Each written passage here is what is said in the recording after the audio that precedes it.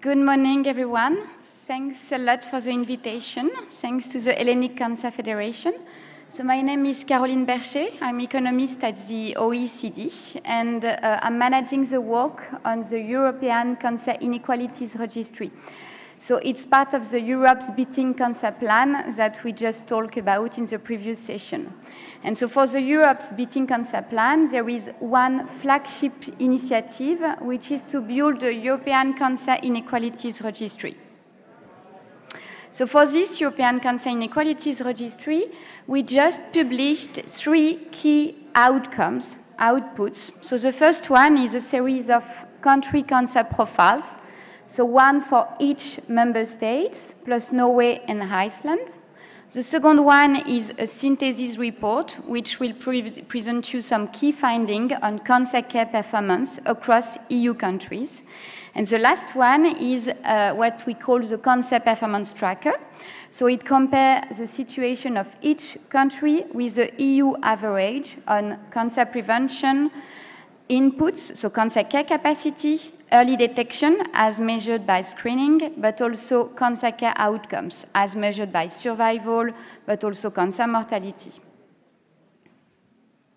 So what we can see from all this work is that the burden of cancer is growing, so in EU countries and in Greece. So today I will focus on Greece, particularly making some comparison with EU countries.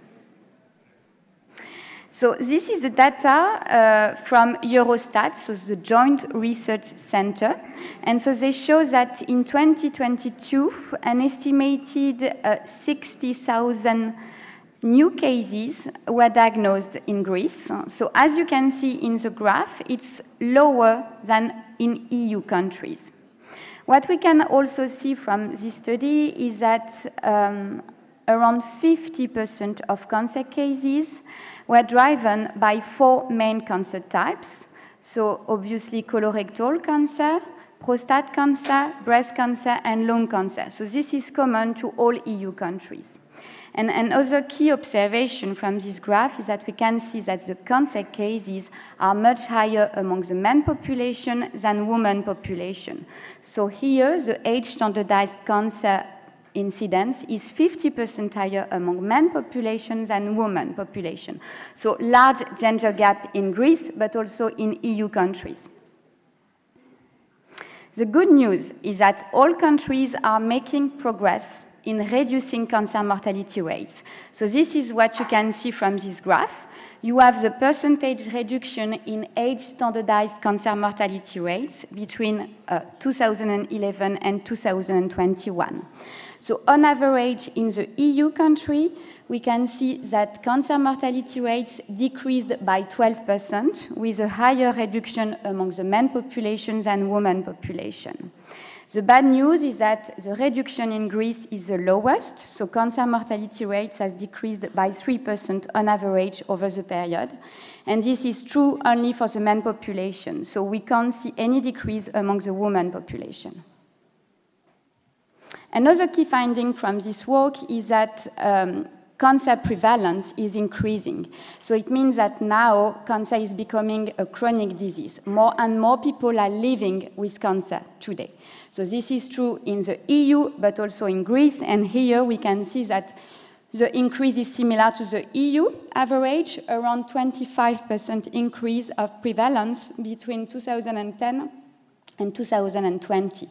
So it means that countries need to invest in policies to support the well-being, the quality of life of patients living with cancer, because it will have a large impact on society.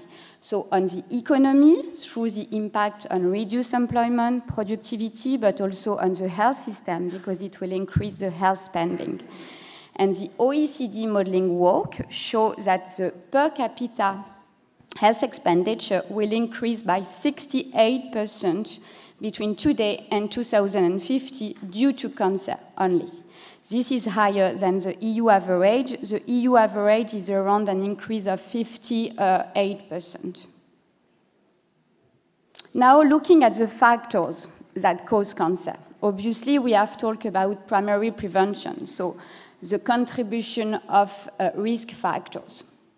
And we saw in the report according to the data from the IHME, that around 40% of the cancer burden in Greece is attributable to modifiable risk factor. So smoking, obviously, is the first risk factor in Greece. It explains 26% of cancer deaths. In this graph, we show the performance of Greece in each cancer risk factor compared to EU average. So the closer is the dot to the center, the better is the performance for Greece. And you have all the cancer risk factors, so daily smoking, alcohol consumption, overweight, and so on and so forth, until HPV vaccination, for which we don't have data available for Greece. So as you can see, if you look at the green area, we can see that Greece is performing better than the EU average on alcohol consumption, physical activity, vegetable consumption. But Greece is performing poorly compared to other EU countries. On daily smoking, this is much higher than the EU average. Also on overweight and obesity, and I will present some data.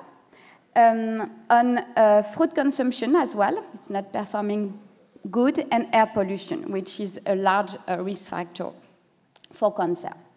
So on these four risk factors, Greece needs to increase public health intervention, increase public health spending for prevention. So on smoking, for example, we saw in the report that, important policies are not yet implemented in Greece. So I'm talking about plain packaging, increased taxation, targeted education program for the most underserved vulnerable population, which have a lower health literacy. I'm also talking about support for cessation smoking services. So in Greece, today, public spending for prevention represents only 4% of health spending. So this is very low, and it's lower than the EU average. The EU average is at 6% in 2022. Overweight as well is a growing issue in Greece. So on average, in Greece, we have more than 50% of the population which is considered as overweight and obese. This is higher than neighboring countries like Cyprus, Italy, Portugal. What is also striking from this graph, so if you look at the big bar chart, we can see that there is a large social gradient of overweight and obesity according to education level. So this is common to all EU countries. It's not only for Greece, but the social gradient is higher in Greece than in other EU countries. This means that people with lower education have a much higher risk of being overweight and obese. And it shows that we need to implement targeted action for this vulnerable population. The second key finding is, if you look at the mini graph on overweight obesity, this is a trend among the young people only. And we can see that this is a growing issue among the young people. So the percentage of people aged 15 years old that are overweight and obese have increased, so from around 22% in 2014 to nearly 30% in 2022. So again, we need to implement public health intervention. So it needs to be implemented in the health sector, of course, in cooperation with the other sector, so finance, economy, but also with targeted action at primary health care level, in school, at the workplace. Public health intervention should have a comprehensive approach to go beyond the health sector. Now, looking at screening. So, as you know, Greece is gradually developing cancer screening initiatives. So, breast cancer population-based program has been implemented in 2022. This is very positive. Today, around 90% of EU countries have such population-based program for breast cancer. Now, on colorectal and cervical cancer screening program, it has been announced in 2024. So this is a very positive step, given that around 3/4 of EU countries have already implemented cervical and colorectal population-based program. And this will be very important to increase the participation rates and the early detection of cancer. If we look at data, we can see some good progress. So this is the data from the European Health Interview Survey. So it's self-reported data. in 2019, and you have trend over time from 2006, sorry. So you can see that for both breast cancer and cervical cancer, the percentage of women reporting screening participation to both breast and cervical cancer has increased over time. So this is very positive trend. Now, evidence in the country show large inequalities, so within the country by social status, so by education, by income, but also by geographical level. So again, it shows the need to implement targeted action to make sure that people are engaged in screening programs. If we now look at colorectal cancer screening participation rates, it's very low compared to the other EU countries. So here you have the participation rates for all EU countries with trend over time. So the dark blue is based on self-reported data, and the green is based on population-based data. So you can see that in Greece, around less than a third of individuals aged 50-74 reported participation to colorectal cancer screening programs. So this is low. So there are several reasons to explain these low rates. So the first one is the lack of population-based approach, obviously, but there are other important policies that need to be implemented. So the first one is to have a targeted awareness program to reach the most vulnerable, those that are far from the health system. The second one is to have a greater involvement of primary healthcare provider. We know that they have a key role, a critical role to provide information to patients, to make referral to specialists.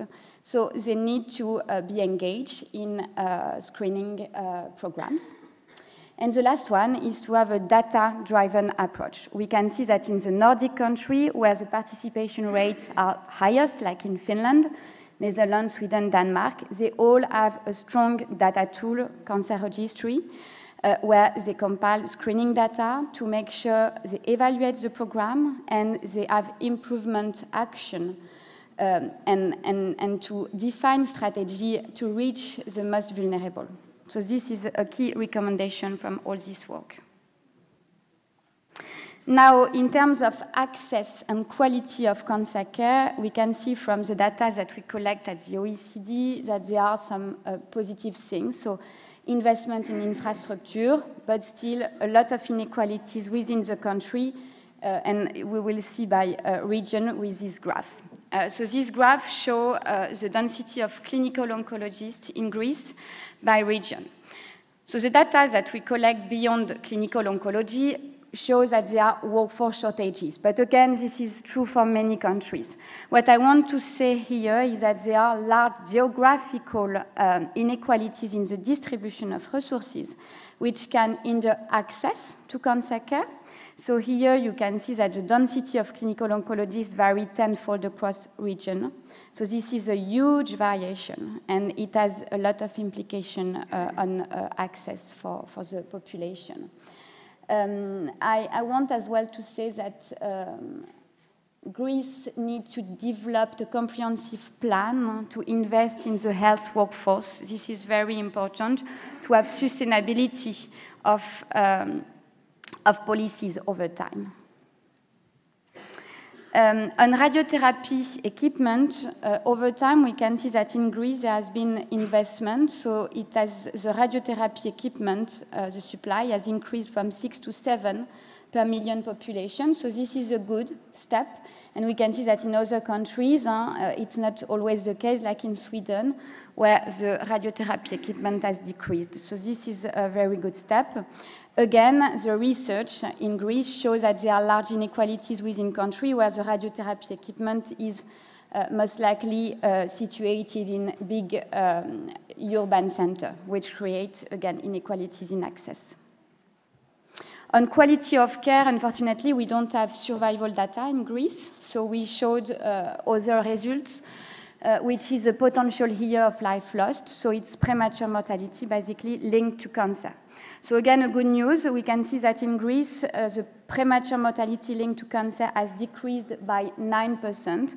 So this is positive, but it's still below than the EU average. In the EU, it has decreased by 20%. So still there is room to improve, timely access to cancer care, but also to implement further quality of care policies.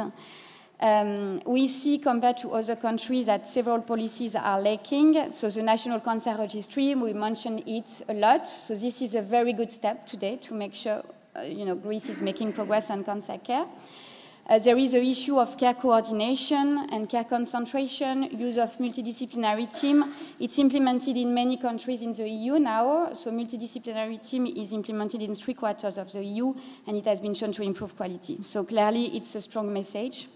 And the lack of quality assurance mechanism is also a key lever to improve the standard of care. So this needs to continuously be developed in Greece. The last slide is about the importance of investing in quality of life policies. Given the growing prevalence, countries need to invest in this type of policy. The OECD modeling work shows that mental health disorder will increase in all EU and OECD countries. So for Greece specifically, it's estimated that between 2023 and 2050, cancer will lead to 22 cases of depression per year, per 100,000 population per year. So this is the additional number of depression cases that will be caused by cancer. So this is large, and it's larger than in the EU average. In the EU, we have an estimation of 17 additional depression cases per year. So the research and all the interviews that we did with all stakeholders, the experts, show that it's still the beginning in Greece. So the country needs to develop psychosocial support, palliative care, lifestyle and health support. So this is done in France. The country has developed this last year. It's a comprehensive package for all cancer patients. And it's also associated with return to work program, fertility preservation. So it's important to foster both economic integration but also social integration. And the last thing I want to mention is the importance to hear from patient perspective, so collecting PRAMs, patient-reported experience measure, and patient-reported outcome measure. It's not done across EU countries on average. Very few countries do it. So Denmark, for example, is a good practice. But it's a key recommendation from all this work. And the OECD, just a bit of visibility on this work because it's an important initiative. But we will have a release of a big international survey on PRAMs and PROMs among a big sample of patients having chronic disease, like cancer. And we will measure, the experience of cancer patients, the outcome of cancer patients in terms of quality of life, mental health disorder, physical health, care coordination, care continuity. So this will help to make progress. And so here are some key messages. I won't repeat it, but clearly we need to look at the whole cancer pathway. From primary prevention, it's important to increase investment in public health intervention, implementing screening program, and make sure that the most vulnerable have a good health literacy on this program, so they are reached by the health system, removing barrier to access to care and implementing care quality policy. So the registry is a big step in this direction. And lastly, focusing on policy to increase well-being. So it will be done through hearing patient views, patient perspective. Thank you very much. So I invite all of you to look at these profiles. It will give you a range of data to compare Greece with other EU countries to make further progress. Thank you.